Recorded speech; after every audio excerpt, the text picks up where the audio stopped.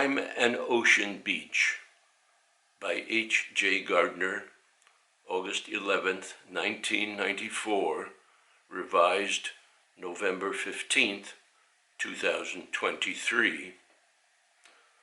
I'm a beach blanket, clumps of sand on my four corners so I won't flutter and flip during brisk beach breezes. I'm a sandcastle, high at first from creative soaked sand drippings, but soon humbled by kids' carefree feet and sudden surf that licks me flat.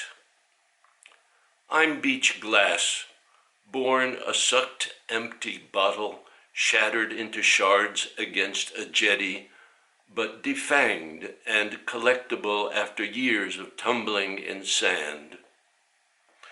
I'm beach smells, broadcasting to bathers odorous memories of mussels stranded at low tide, suffering from sun. I'm beach voices, tinkling above surf sounds, waltzing with the wind, muffled by shifting sands.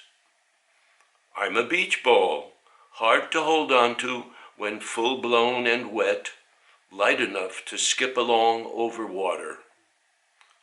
I'm the beach wind, flinging, stinging, flinty particles, making flapping flags of clothes and towels, bitchily turning beach umbrellas inside out.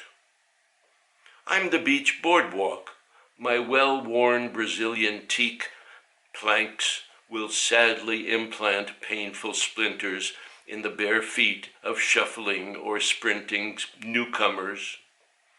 I'm wharf pilings, well creosoted, good for a century of stinking, rot-free service.